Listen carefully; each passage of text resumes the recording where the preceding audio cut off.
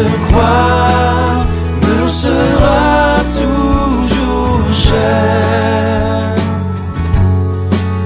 Elle est gloire et victoire pour moi.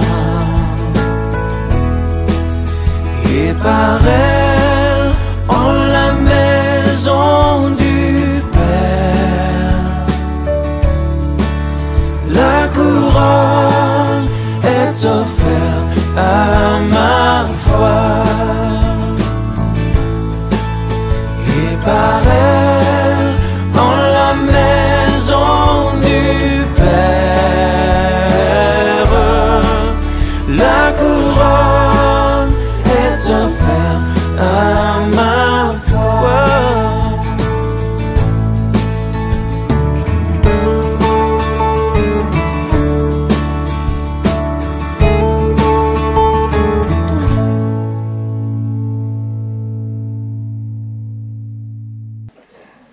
Amen. Nous bénissons le Seigneur pour tout ce qu'il fait, combien il est bon, notre Père et notre Dieu. Ce matin, le Seigneur a mis dans mon cœur quelque chose. Ça fait depuis une semaine, 2 semaines que je rumine cela et que je demande au Seigneur de nous aider à ce que nous puissions être semblables à lui. Tous, surtout dans ces moments difficiles que nous traversons, avec la Covid et tout le reste, où nous n'arrivons même plus à nous serrer dans nos bras et le reste. Je demande au Seigneur de nous faire grâce et je demande au Seigneur de me donner le message qu'il faut pour tout un chacun de nous ce matin. Et ce que le Seigneur a mis dans mon cœur se trouve dans Colossiens chapitre 3, à partir du verset 1er.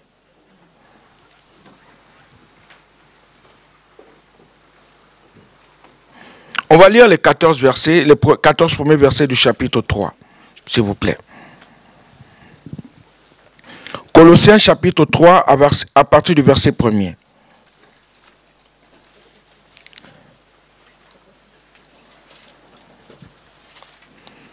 Voici ce qui est écrit dans la parole de Dieu. Si donc vous êtes ressuscités avec Christ, cherchez les choses d'en haut, où Christ est assis à la droite de Dieu. Affectionnez-vous aux choses d'en haut, et non à celles qui sont sur la terre. Car vous êtes morts, et votre vie est cachée avec Christ en Dieu. Quand Christ, votre vie, paraîtra, alors vous paraîtrez aussi avec lui dans la gloire.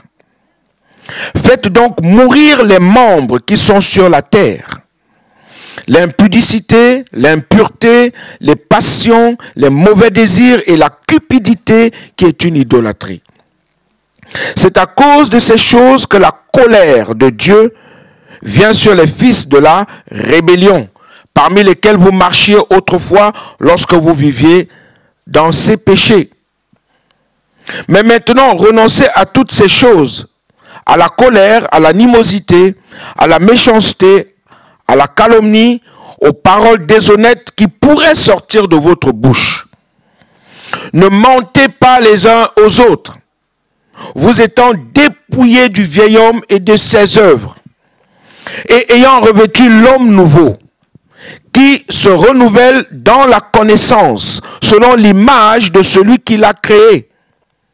Il n'y a ici ni grec, ni juif, ni circoncis, ni incirconcis, ni barbare, ni scythe, ni esclave, ni libre, mais Christ est tout et en tous. Ainsi donc, comme des élus de Dieu, saints et bien-aimés.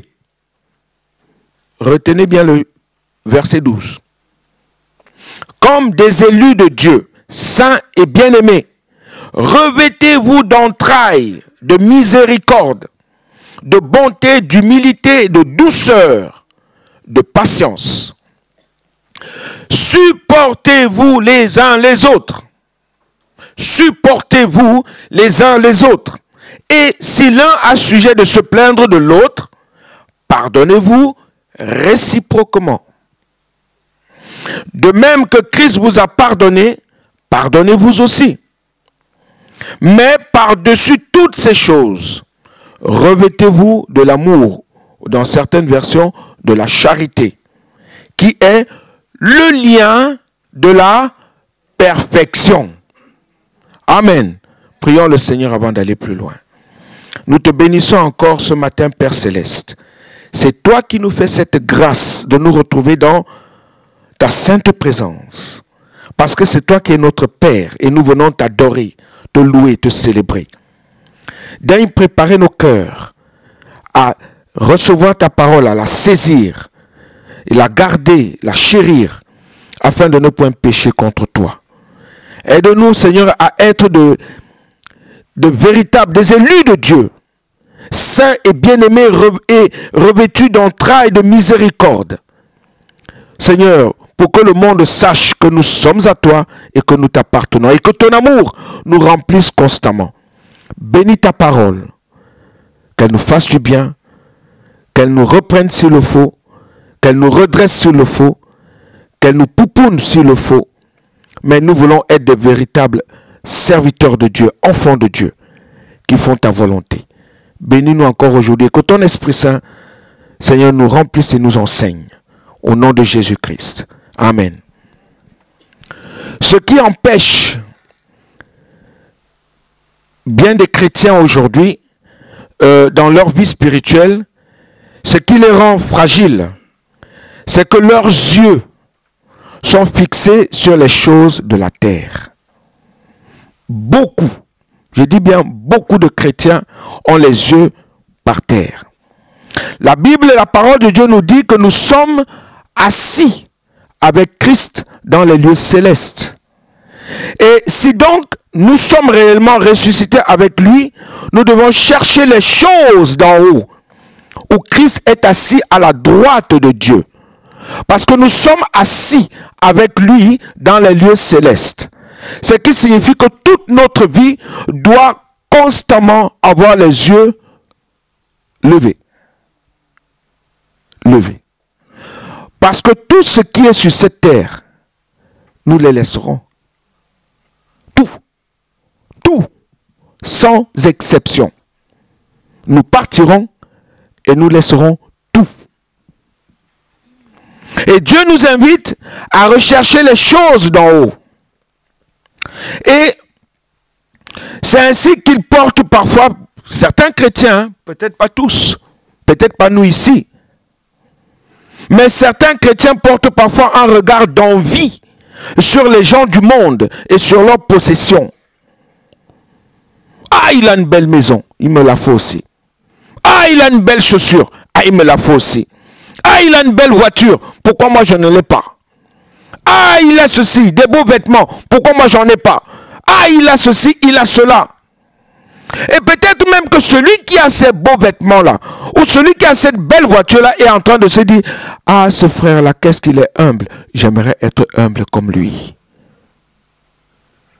Et toi, tu ne le sais pas. Et lui non plus ne le sait pas.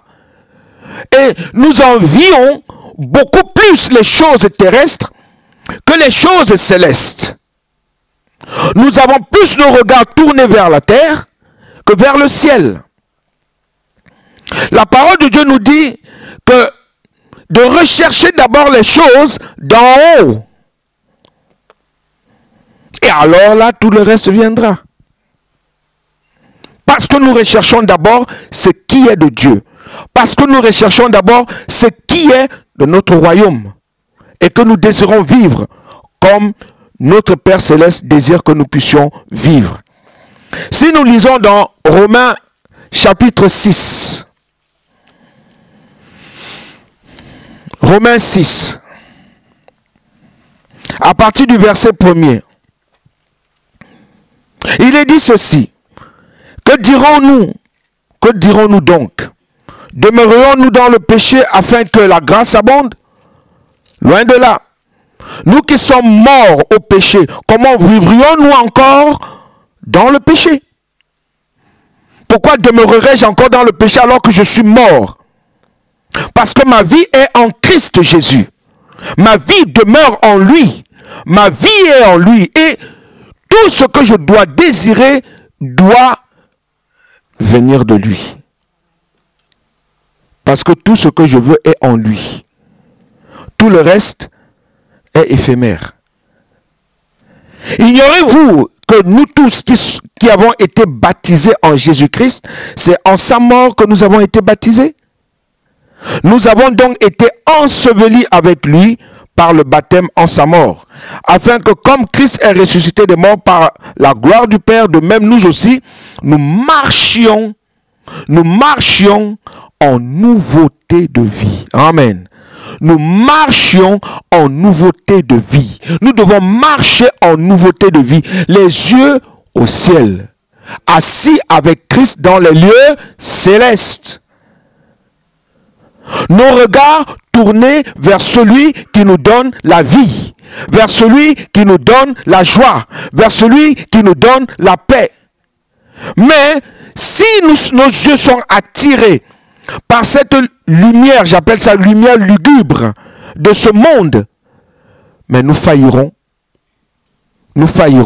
et nous ne faisons plus du tout la volonté de Dieu. La motivation profonde de ces chrétiens est d'être heureux, ceux qui ont les yeux tournés vers la terre. D'avoir une bonne santé, des enfants, une famille, un bon travail, une belle maison et consorts. Bref, de mener une vie comme le reste des hommes, en étant sauvé par surcroît. Je dois être comme tout le monde, mais je suis sauvé par surcroît. Mais faut-il rappeler que de tels objectifs sont aux antipodes de ce que doit être la vie chrétienne? Renoncement. Renoncement. C'est vrai, nous sommes dans le monde, mais nous ne faisons pas partie du monde. Gardez bien cette phrase. Je vis dans le monde, mais je ne fais pas partie du monde. Ma vie ne doit plus être semblable à celle du monde. Jésus-Christ nous a rachetés, il nous a délivrés, il nous a arrachés de ce monde en s'offrant lui-même. L'apôtre Paul disait, tout ce que je considérais, tout ce que je voyais, il considérait ça bien, il voit cela comme de la boue. Comme de la boue. Tout ce que le monde nous offre est comme de la boue. Ça ne sert à rien. Mais si nous avons les yeux tournés vers le ciel, Dieu nous donnera tout ce que nous désirons. C'est simple. C'est vrai, pour beaucoup, ce n'est pas facile.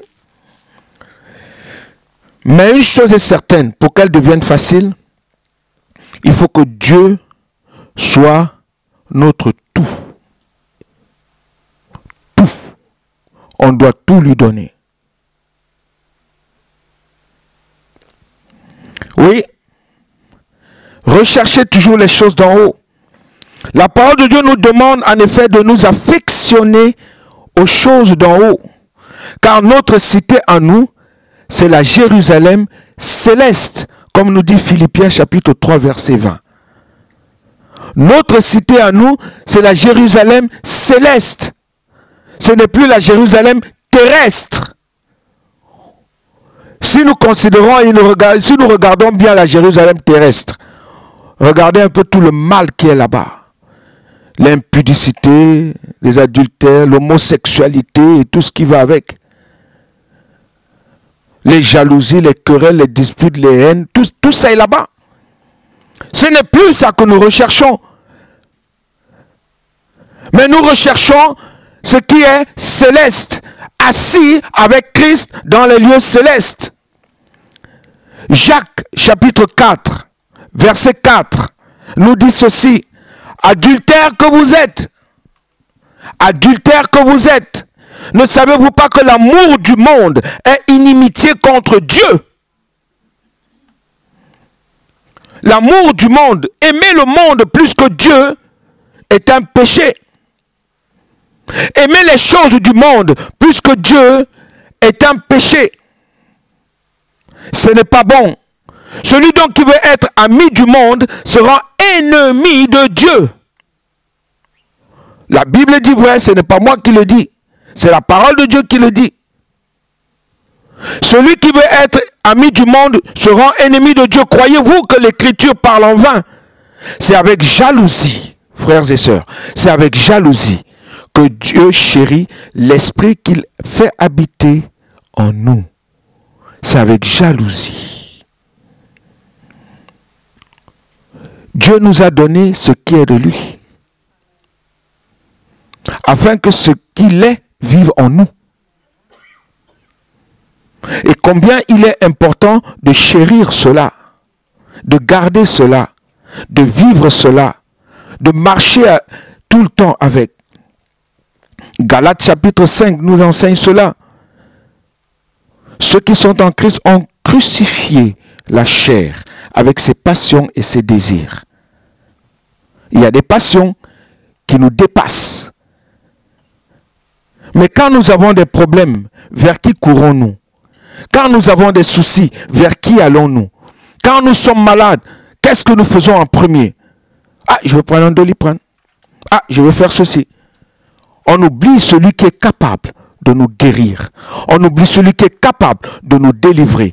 On oublie celui qui est capable de nous accorder, de nous donner ce que notre cœur désire. Fais de l'Éternel tes délices et il te donnera ce que ton cœur désire. Fais de Jésus-Christ tes délices, ce que tu désires le plus, ce que tu as envie le plus, ce que tu veux de plus. Jésus, Jésus, Jésus, Jésus, Jésus, partout où tu es, Jésus doit être en tête. Tout le reste viendra. Dans la première épître de Jean, au chapitre 2, verset 15, il est dit: n'aimez point le monde, ni les choses qui sont dans le monde. N'aimez point le monde, ni les choses qui sont dans le monde. Si quelqu'un aime le monde, l'amour du Père n'est point en lui. L'amour du Père n'est point en lui. Il n'est pas bien que nous trafiquions avec le monde. Il n'est pas bien que nous arrivions à vivre avec à faire les choses comme les gens du monde. S'ils mentent, nous n'allons pas mentir. Amen. S'ils volent, nous n'allons pas voler.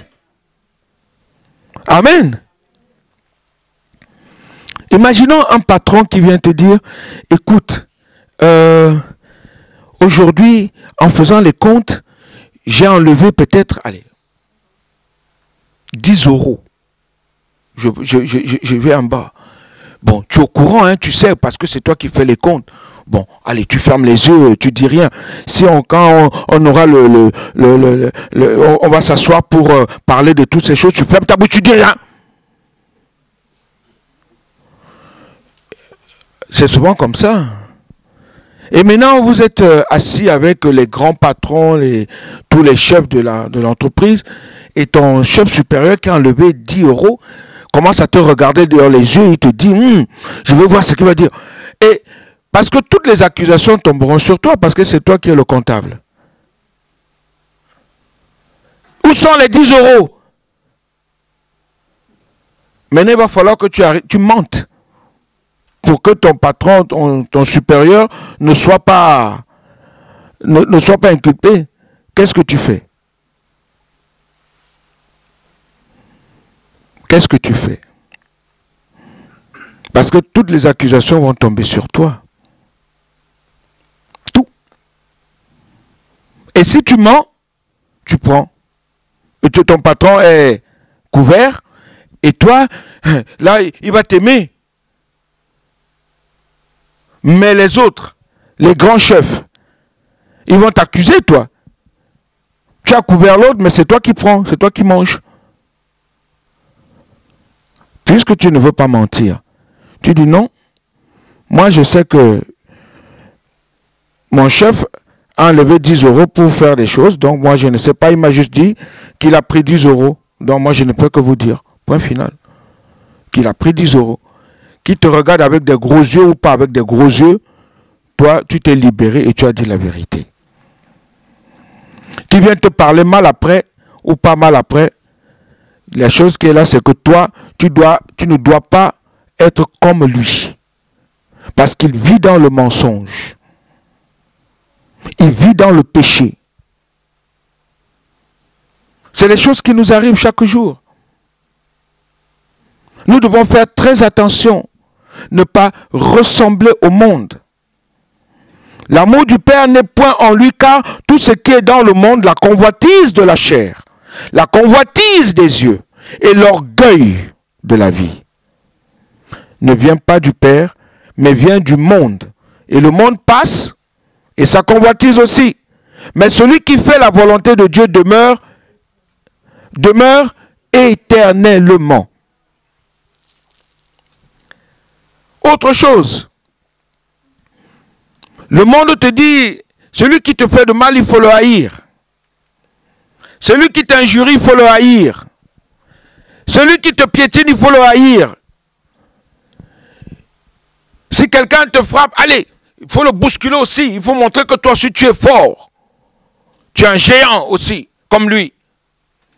Mais Dieu te dit, aime ton ennemi comme toi-même. Seigneur, mon ennemi comme moi-même. Comme moi-même? Oui.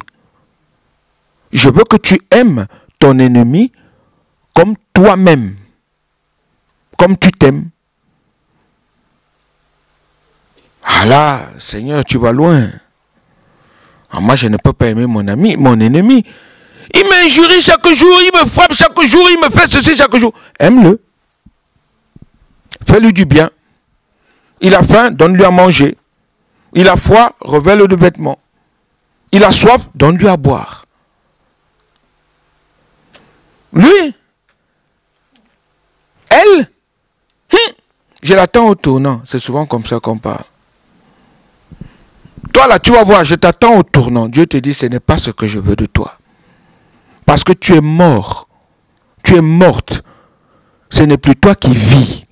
C'est Jésus-Christ qui vit en toi. Tout ce que tu es vient de Christ. Les yeux sont en haut. Recherchez les choses d'en haut. Recherchons les choses d'en haut. Dieu a besoin des hommes et des femmes dans ce siècle-ci que nous vivons, 21e siècle. Dieu a besoin de véritables, de véritables disciples. C'est quoi un disciple?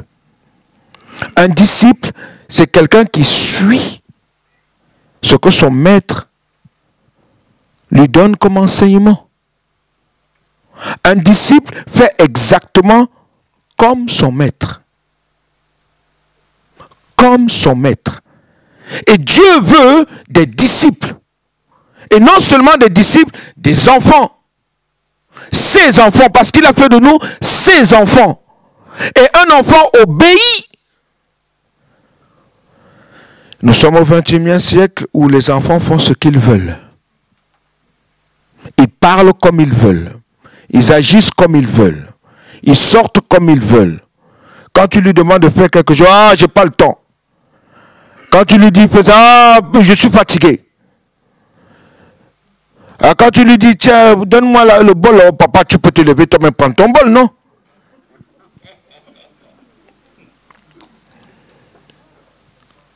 Est-ce que tu peux me faire ça? Oh, papa, franchement, moi, aujourd'hui, là, non. Bah, depuis que tu es là, pourquoi toi, tu n'as pas fait? Voilà comment voilà la réaction aujourd'hui. Les enfants ne savent pas que c'est une malédiction sur leur tête. Mais nous pensons à nos enfants. Mais nous alors, devant notre Père Céleste, comment sommes-nous? Comment sommes-nous? Quand il nous dit de faire des choses, ah papa, ah bah Dieu, vraiment, Dieu merci m'a fait ça, non, moi je ne supporte pas ça. Mais tu ne supportes pas, et alors? Ça fait quoi? Aime-le toujours. Souris avec ton frère, joue avec lui. Moi, je pose une question. Nous blessons Dieu chaque jour. Est-ce que vous savez ça? Chaque seconde, nous blessons Dieu. Peut-être pas avec des coups de poing. Nos pensées. Nos pensées. Peut-être pas la parole. Nos pensées. Nos pensées. Nos pensées attristent énormément Dieu. Parce que nous avons souvent des pensées meurtrières. Dans nos pensées, nous injurions. Dans nos pensées, il y a le mépris. Dans nos pensées, il y a des injures. Il y a des choses pas bien. Et nous attristons celui qui vit en nous. Nous attristons celui qui habite en nous, celui qui est établi en nous. Alors qu'il nous demande une chose, il faut que nous ayons la pensée de Jésus-Christ.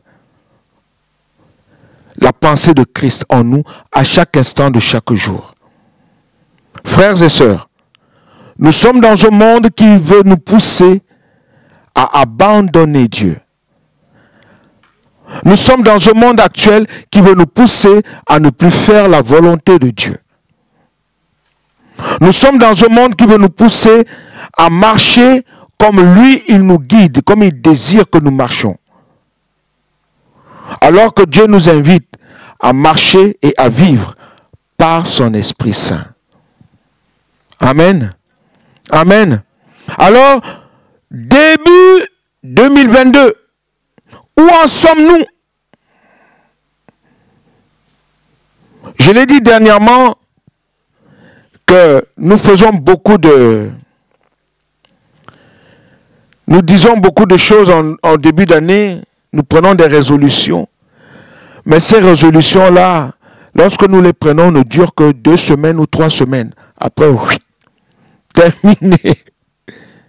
Terminé. Fini.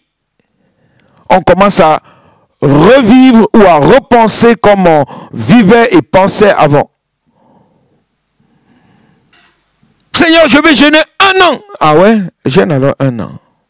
Tu ne tiens même pas 2 jours. Seigneur, cette année-ci, je vais faire ça. Ok, allons-y. Tu ne tiens même pas 3 jours. Recherchez les choses d'en haut. Recherchez les choses d'en haut. Où Christ est assis. Car vous êtes morts et votre vie est cachée avec Christ en Dieu. Si je vis, ce n'est plus moi qui vis, c'est Christ qui vit en moi. Il faut être bien au clair et réaliser que notre vocation est céleste. Que ce qui compte, c'est d'être détaché des choses de la terre pour investir dans des choses que jamais personne ne pourra nous enlever. Jamais. Si vous avez plus de joie à donner qu'à recevoir, alors vous serez heureux. Alors vous serez heureux. Votre trésor sera donc dans le ciel. Mais faut-il encore réaliser que tout ce que vous possédez, vous devez le gérer dans le souci permanent de participer le plus possible à l'œuvre de Dieu. Tout ce que nous avons, participer à l'œuvre de Dieu. Que vos biens, et sachez-le aujourd'hui, peut-être vous ne le savez pas, vos biens ne vous appartiennent pas en propre. Vous le savez? Et que vous devez les mettre à profit pour l'avancement du royaume de Dieu. Petit exemple. Tous ceux qui ont acheté des maisons, est-ce que vous pouvez lever vos mains? Tous ceux qui ont des maisons achetées. Levez les mains. N'ayez pas peur, hein, n'ayez pas peur. Ce n'est pas pour... bien. Est-ce que vous croyez que vos maisons vous appartiennent? Est-ce que vous le croyez? Parce que si ta maison t'appartient, tu prends la maison, tu pars avec. Mais jamais tu ne prendras ta maison et partir avec. Jamais. Et en plus, pourquoi tu payes encore les impôts et tout ça? impôt foncier, impôt machin, impôt ceci. Alors que c'est à toi, c'est ta maison. Si elle est à toi, pourquoi tu fais encore... Je me suis souvent posé cette question, je dis, mais c'est ma maison. Si c'est ma maison, pourquoi je dois encore payer titre foncier, impôts locaux, impôts machin? Mais puisque c'est à moi, pourquoi je dois encore dépenser? C'est ma maison.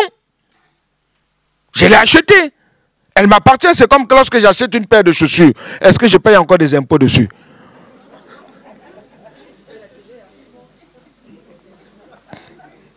Non, pardon, dites-moi. La télé, c'est l'audiovision. Tu payes les images. La télé, elle est à toi, mais les images que tu regardes, tu les payes. Chaque fin d'année, tu payes les images que tu regardes, l'audiovision. Mais la chaussure que j'achète, elle est à moi. La chemise que j'ai portée ce matin, j'ai dit, chérie, donne-moi ma chemise, je vais repasser. C'est ma chemise. Je ne veux plus payer des impôts dessus. Mais je paye pourquoi alors des impôts? Titres fonciers, impôts locaux, impôts machin. Même l'argent que tu as, impôt sur le revenu, CSG et consorts. Parce que tu l'as dans ta poche ou dans la banque, le jour où tu ne retires pas, on dit mauvaise gestion. On t'enlève encore peut-être 8 €. Tu dis, mais pourquoi vous m'enlevez l'argent? Mon argent est dans la banque. On dit, oui, mais ce n'est pas grave. C'est parce que vous n'avez pas dépensé assez. Bizarre. Et quand tu dépenses beaucoup, on dit, on t'enlève 80 €. On dit, oui, c'est parce que vous avez trop dépensé. Mais c'est mon argent. Qu'est-ce qui nous appartient alors? Quoi? Même tes propres vêtements, tu les laisseras. Parce que tu ne pourras jamais partir avec quand tu meurs. Jamais. Jamais. Rien ne nous appartient en propre. Et que vous devez les mettre à profit pour l'avancement du règne de Dieu, du royaume de Dieu. Pour ce faire, mes frères et sœurs, il faut bien entendu accepter le renoncement et même le brisement. Ce que beaucoup n'aiment pas. Renoncer à soi-même. Le brisement. Accepter le brisement du Saint-Esprit. Des fois, Dieu te permet de vivre des choses, mais horribles. Tu te dis, non, Dieu, tu n'es pas avec moi. Il dit, je suis là. Mais pourquoi tu acceptes? C'est pour t'amener quelque part. Pensons à Job. Pensons à Job. Job aurait pu dire, ah, Dieu, où es-tu? Sa femme vient et dit, maudit Dieu et meurt. Job dit, non. Non, je ne peux pas, ma bouche ne peut pas maudire Dieu et mourir, ce n'est pas possible. Puisque tout ce que j'ai eu, c'est lui qui m'a donné. S'il veut prendre tout, il n'a qu'à reprendre, c'est à lui. Celui qui a donné. Et celui qui reprend tout, à lui soit toute la gloire. Mais nous, aujourd'hui, dès qu'on a le gros orteil qui a cogné une pierre, ah Dieu, vraiment, pourquoi tu es comme ça avec moi? Pourquoi tu me dis, eh mon Dieu, regarde mon frère, lui il marche bien, regarde-moi, pour rien. Pour rien. Ah, mon frère, tu as une belle voiture, hein? Ah, que Dieu te bénisse. Et quand tu rentres à la maison, Seigneur, pourquoi tu l'as béni? Et moi alors, pourquoi je ne suis pas béni? Dieu te dit, mais tu viens de bénir ton frère en disant que Dieu te bénisse. Et là maintenant, toi tu viens te lamenter. Pourquoi? Pourquoi? Peuple de Dieu, recherchons les choses d'en haut. Fais de Jésus-Christ tes délices. Il doit être ton tout à chaque instant de chaque jour. Celui qui doit gérer tes pensées, ta vie, même tes biens. Nous sommes appelés à faire exactement la volonté de Dieu dans nos vies. La Bible dit, si quelqu'un, dans Luc chapitre 14, verset 26, si quelqu'un ne renonce pas à tout ce qu'il possède, waouh! Ça fait mal, ça. Très mal. Et même à sa propre vie, il ne peut être mon disciple. Jésus-Christ, tu vas loin. Ma propre vie, oui. Un pasteur donnait un exemple, il dit, il s'était, bon, je ne voudrais pas faire cela, moi. Il s'est déguisé comme un criminel. Il est entré dans l'église et puis il a dit, tous ceux qui sont à Jésus-Christ, mettez-vous à gauche. Et tous ceux qui ne veulent plus de Jésus, mettez-vous à droite. Toute l'église est allée à droite. Et un diacre, son épouse et ses enfants sont allés à gauche. Et un diacre. Et toute l'église est allée à droite. Et il dit, ah! Vous êtes à l'église pourquoi? Pour vos propres vies? Ou bien c'est Christ qui vit en vous ou pas? Dites-moi. À cause d'une Kalachnikov. Il a armé, crac, crac. Ceux qui sont à Jésus à gauche, ceux qui ne sont pas à Jésus à droite. À cause d'une Kalachnikov, toute l'église, vrah. C'est la honte, hein. Après, il a levé le masque, il dit, c'est moi.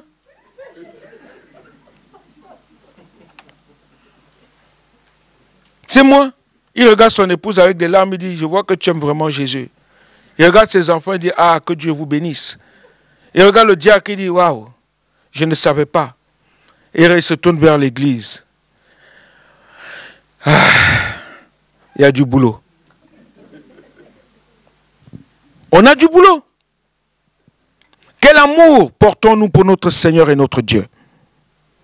Quel est l'amour que nous avons pour Jésus-Christ?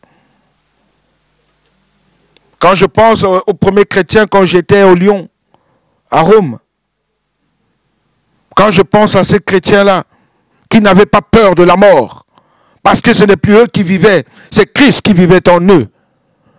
Quand je pense comment aux chrétiens qu'on empalait, que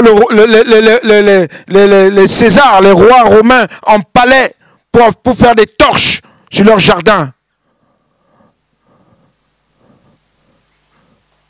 Oui, ils n'avaient pas peur de la mort. Parce qu'ils avaient renoncé à tout ce qu'ils possédaient, et même à leur propre vie. Parce qu'ils se sont dit, Christ vaut mieux que tout. Et nous aujourd'hui, 21e siècle, est-ce que Jésus-Christ vaut mieux que tout pour tout un chacun de nous? Ce n'est plus moi qui vis, c'est Christ qui vit en moi. Nous avons impérativement besoin de retrouver le véritable évangile. Non pas le Dieu maître d'autel. On n'a pas besoin de Dieu maître d'autel. Bonjour monsieur, oui, est-ce que je peux avoir mon petit déjeuner ce matin? Ah oui, tout de suite. Bonjour monsieur, oui, est-ce que vous avez fait mon lit? Ah oui, oui, oui, la dame est déjà passée. Bonjour monsieur, oui, j'ai besoin d'eau chaude, j'ai besoin de ceci. Est-ce que vous avez fait mon dîner, mon souper? Ah oui, oui, oui, oui, oui. Dieu maître d'autel. Un béni, oui, oui. Voilà le Dieu que beaucoup désirent aujourd'hui. Dieu maître d'autel. Ce n'est pas ça, Dieu. Ce n'est pas ça du tout. Le Dieu à notre service, mais nos vies entièrement livrées entre ses mains, dans une pleine confiance, dans une totale dépendance. C'est ce que Dieu veut. Des hommes et des femmes qui ne dépendent que de lui. Mais le gros problème, c'est qu'il y a du laxisme chez beaucoup de chrétiens, beaucoup d'enfants de Dieu. On obéit quand cela ne nous dérange pas trop. Quand ça ne me dérange pas trop, d'accord Seigneur, je veux, alléluia. Oui. Ah, ça ne me dérange pas trop, j'obéis. Quand cela ne touche pas à nos droits, Donne-moi 10%. Oh Seigneur, tous les problèmes que j'ai dans la vie, tu viens encore enlever 1 centime ici, là. Yeah, Dieu. Alors que tu es en train de dire, oh Seigneur, je t'appartiens. Toute ma vie t'appartient. Tout ce que je suis est à toi. Mais il te dit, mais donne-moi alors 10%. Rien que 10%. Tu commences à pleurer. Ce ne sont que des petits exemples que je prends. Quand Dieu ne dérange pas trop notre liberté, quand il ne dérange pas trop notre indépendance, parce que quand Dieu vient déranger un peu notre petite indépendance, ce n'est plus bien. Ce n'est plus bon. Oui, et moi j'aimerais dire ceci. Il ne sert à rien de parler d'engagement, de consécration ou de vouloir être au service de Dieu si nous ne sommes pas prêts. Si nous ne sommes pas prêts dans notre vie chrétienne à envisager la possibilité de rencontrer les problèmes et les difficultés à résoudre. Ça ne sert à rien. Parce que quand les problèmes viennent, c'est là qu'on sait qui est chrétien. C'est là qu'on sait qui est enfant de Dieu. Dans les bons comme dans les mauvais jours, je demeure fidèle. On le chante.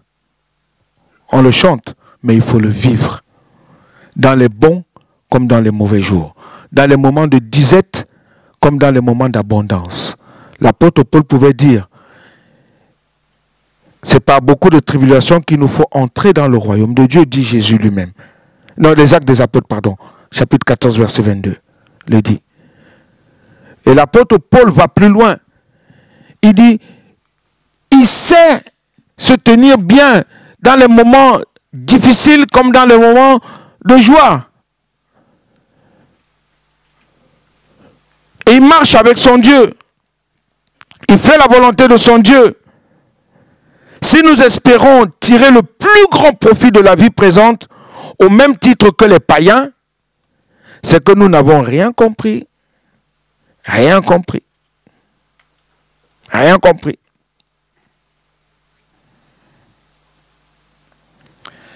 En effet, tant que nous serons dans ce monde de mal, ce monde de vice, ce monde de, je sais pas, horrible, ce monde dirigé par Satan, où beaucoup résistent à Dieu et lui sont hostiles, nous ne serons jamais, mais alors là, jamais exempts de certaines souffrances. Jamais. Au travail, dans la rue, à la maison, partout, nous aurons des tribulations. Même notre propre famille peut nous faire encore plus mal que les gens du monde. Même notre propre famille. Et c'est là qu'on doit réellement s'agripper à Jésus-Christ. À Jésus-Christ. À moins que nous ne soyons aveugles, insouciants ou indifférents, mais dans ce cas, nous sommes déjà en plein déclin spirituel et tout près de déchoir de la grâce. Parce que Jésus dit, cherchez d'abord le royaume de Dieu et sa justice. Et toutes ces choses vous seront données par-dessus. Tout. Nous devons rechercher d'abord le royaume de Dieu et sa justice. Tout ce que nous désirons tout autour de nous, nous sera donné par-dessus. Au-delà même de nos pensées. Au-delà de ce que nous recherchons et désirons. Parce que nous désirons plus faire la volonté de Dieu et l'aimer encore plus que toute autre chose. Mais il peut se produire que dans toute chose, vous éprouviez la faim, la persécution, la trahison, l'abandon, des difficultés de tout genre. Parce que Jésus l'a connu lui aussi, notre Seigneur. ainsi que les apôtres et les premiers disciples. L'Église, dès son début, a été jalonnée de souffrances, vous savez. Les premiers chrétiens, comme je l'ai dit tantôt, ont tellement souffert pour qu'aujourd'hui nous puissions avoir la Bible liée.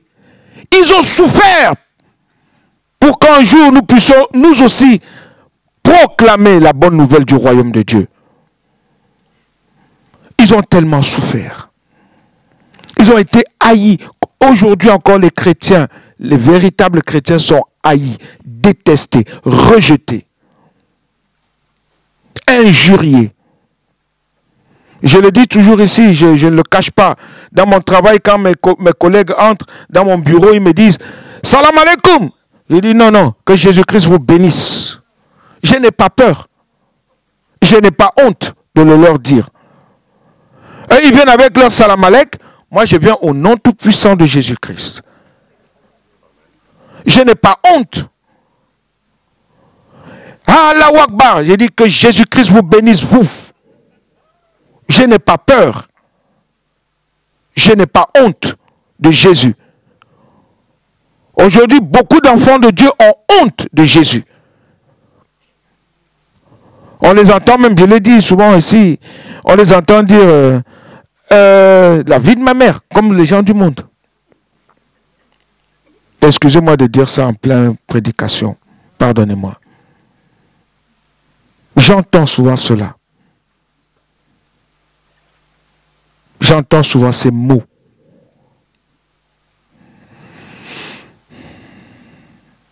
J'entends souvent ces mots venant de la bouche des enfants de Dieu. Et il y a aussi un terme bizarre aujourd'hui, c'est wish. Et tout le monde le dit aujourd'hui, wish.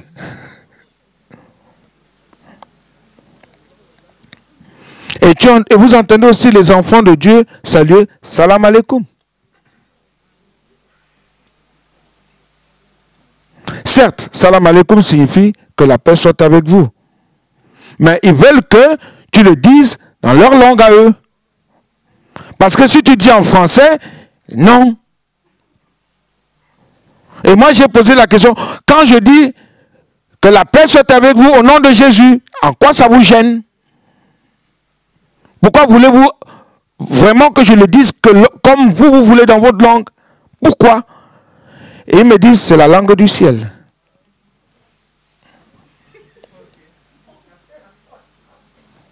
Il dit, ah bon? Ah, c'est bizarre. Vous avez dit été au ciel? Si vous avez été au ciel, d'accord, je parlerai cette langue. Mais si vous n'avez jamais été au ciel, je ne parlerai pas. Et aujourd'hui, c'est ça. Beaucoup d'enfants de Dieu se laissent avoir par ces choses-là.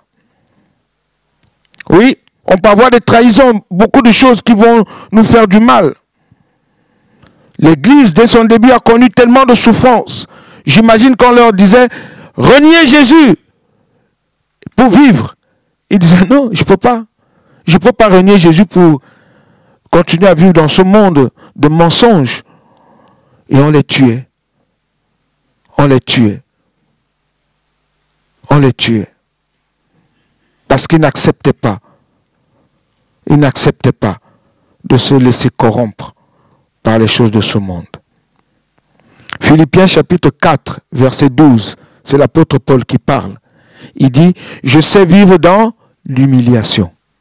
Je sais vivre dans l'abondance. En tout et partout, j'ai appris à être rassasié et avoir faim, à être dans l'abondance et à être dans la disette. Donc quand il y a des problèmes, des soucis, bénis Dieu, parce que tu ne sais pas ce qui peut arriver comme bénédiction après, dans ta vie, au lieu de se plaindre.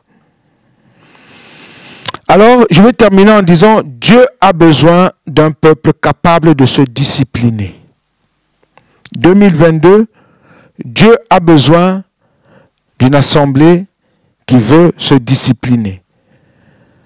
D'une assemblée qui sait endurer l'ardeur de la chaleur de l'épreuve quand elle vient. ou l'intensité du froid face à l'horreur, ou encore d'endurer la faim quand il y a privation de nourriture, et de ne pas se laisser assoupir par l'abondance quand il y a abondance. Dieu a besoin d'un peuple qui soit fort pour qu'il se laisse former, pas d'un peuple qui refuse toute contrainte. Dès qu'il y a un problème, on commence à se lamenter pour rien. Dieu veut un peuple qui est là pour lui. Combien de chrétiens évitent le plan de Dieu aujourd'hui dans leur vie, sachant qu'en le prenant, ils vont souffrir. Si, en sortant de l'école biblique, on m'avait dit, tu sais, le ministère pastoral, servir Dieu, c'est difficile, hein? On nous le disait comme ça, on riait. Mais quand tu entres dans le ministère, quand tu commences à servir Dieu, tu dis, mon Dieu, il y a le problème de tout le monde qui tombe sur ta tête. Je n'ai même plus de cheveux, mais bon, c'est pas grave. Je me souviens un jour, il y a un serviteur de Dieu qui m'avait dit, j'en ai marre de l'église. Et je l'ai regardé, on sortait d'une pastorale. C'est pas ici. Je l'ai regardé, j'ai dit, mon frère, quand tu viens te plaindre à moi là, je ne t'ai jamais donné de ministère. Je ne t'ai jamais appelé au ministère pour que tu sois pasteur. Si tu en as marre de l'église, celui qui t'a établi, va le voir. Tu lui dis, j'en ai marre de te servir. Lui seul va comprendre. Moi là, je ne peux rien faire. Et je ne peux pas comprendre. Non, c'est parce que... Il dit non. Plains-toi à celui qui t'a appelé. Si réellement il t'a appelé au ministère, plains-toi à lui. Dis-lui, Seigneur, c'est toi qui m'as appelé. Je souffre. J'en ai marre. J'en ai marre. Et nous tous ici, c'est Jésus-Christ qui nous a attirés à lui. C'est Jésus-Christ qui nous a appelés à lui. Et nous le servons lui seul. Et tant que nous avons les yeux tournés vers lui, et quand nous en avons marre, nous disons, Seigneur Jésus, je suis fatigué. Ne te tourne pas vers ton frère et ta soeur et dis, je suis fatigué. Non. Parce que ton frère et ta soeur lui aussi va dire, je suis fatigué. Et il va se tourner là-bas. Est-ce que vous me comprenez? Est-ce que vous me comprenez? Amen. Amen. Ne nous plaignons pas les uns les autres. Quand il y a un problème, celui qui nous a attirés à lui, celui qui nous a appelés à lui, c'est le seul qui est capable de résoudre tous nos problèmes. Personne d'autre. Je peux courir vers mon frère Jean-Aimé, il ne pourra pas. Il va peut-être prier avec moi. Il dit, Seigneur, bénis ton serviteur. Point final. Il ne pourra rien faire.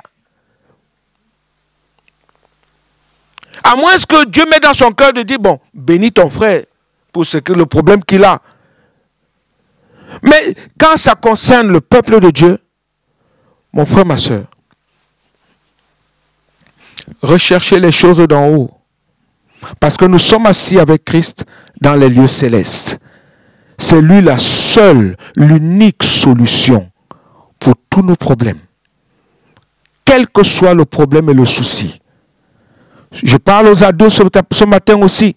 Vous avez des problèmes à l'école, vous avez des soucis. Ne vous plaignez pas. Mettez-vous à genoux devant celui qui est notre seul rédempteur, notre seul sauveur, Jésus-Christ. C'est le seul qui va vous donner la sagesse, l'intelligence, la connaissance et le savoir.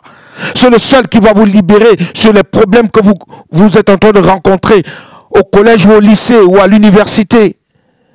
C'est le seul qui est capable de vous accorder ce que votre cœur désire. Si vous venez à lui avec un cœur vrai et sincère, il vous bénira. Amen. Amen. Si vous savez que c'est lui qui est votre chemin, votre vérité et votre vie, il vous bénira. Je pense aussi à mes frères et sœurs ici, quand il y a des soucis, des problèmes, je ne sais pas quel problème tu traverses aujourd'hui. Je ne sais pas quel souci tu as aujourd'hui. Je ne sais pas ce qui te rend si malheureux, malheureuse. Mais je veux te dire une chose. Ce matin, tourne tes regards vers celui qui est capable de t'accorder ce que ton cœur désire. Fais de lui tes délices et il va te donner ce que ton cœur désire.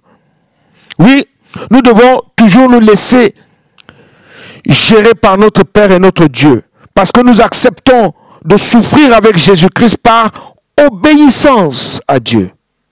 Par obéissance à Dieu, à sa volonté révélée. C'est un choix que nous assumons. J'assume de servir Jésus. J'assume de marcher avec Jésus. Qu'advienne que pourra, il est mon guide. Il est mon chemin, ma vérité et ma vie. C'est tout. Il est tout pour nous. Vous rendez-vous compte que tout chrétien qui vit pour cette terre, pour son bien-être, est sous influence de la direction de Satan? Parce que ce sont les mêmes choses que Satan a proposées à Jésus-Christ. Si tu m'adores, je te donnerai des nations. Si tu m'adores, tu auras la puissance.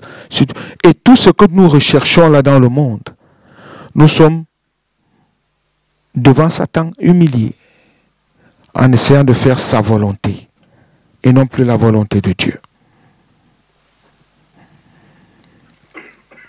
Quelle aberration du chrétien qui demande sans cesse à Dieu de lui donner toujours plus de choses ici-bas.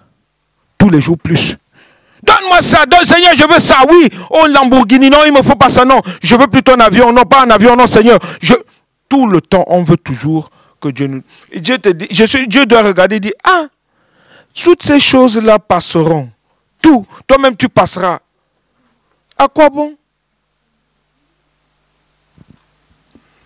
Je ne dis pas que Dieu peut te bénir à l'excès, à l'extrême même, selon sa bonne volonté. Ce n'est pas parce que tu es un bon chrétien, non. Selon sa bonne volonté à lui. Oui, l'heure est décisive, mon frère, ma soeur. Parce que trop de chrétiens restent esclaves de leur indolence spirituelle. Et ils renoncent à courir vers le but pour remporter le prix de la vocation céleste de Dieu en Jésus-Christ. Courons pour remporter le prix de la vocation céleste. Nous devons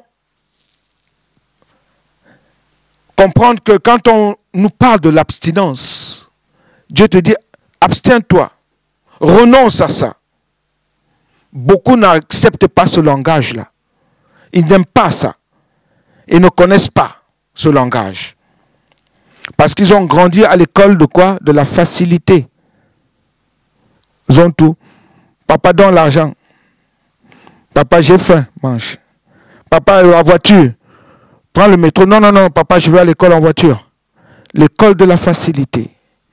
Et le jour où il prend le métro, il dit, mon père ne m'aime pas. Le jour où on ne lui donne pas tout de suite ce qu'il veut, mon père, ma mère ne m'aiment pas.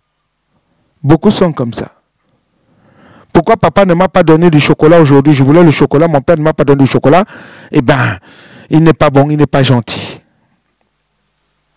Il n'est pas gentil. On grandit à l'école de la facilité et ils se complaisent dans un mode de vie égoïste où l'on se sert de Dieu sans le placer au centre. Au centre. Où l'on parle de Jésus sans lui laisser la première place. Mon frère, ma soeur, examine-toi ce matin. Parce que cela te concerne peut-être. Et dans ce cas, il est grand temps de réagir ce matin. Il est grand temps de dire non. Il y en a assez. Je vais servir mon Dieu. Parce que l'Esprit de Dieu cherche des gens de tout âge qui acceptent d'abdiquer de tous leurs droits pour laisser Jésus-Christ régner sur eux. des personnes attentives, disponibles, qui acceptent la formation de Dieu. Oui, Dieu cherche des personnes qui acceptent de se détacher du monde, qui prennent du temps pour prier et méditer sa parole. Des personnes qui sont prêtes pour la pluie de l'arrière-saison. C'est le sens de la parabole des vierges sages et des vierges folles. De même, l'effusion du Saint-Esprit viendra d'une façon soudaine, je suis certain, et peut-être sur nous tous. Et seuls ceux qui auront bien construit leur vie seront pris, nous dit la parole de Dieu. Et les autres manqueront la vocation de Dieu que Dieu leur avait adressée. Et je pose donc encore la question ce matin. As-tu vraiment cherché Dieu? Cherché les choses d'en haut, où Christ est assis à la droite de Dieu. Jésus-Christ est-il réellement ton seul chemin, ta seule vérité et ta seule vie?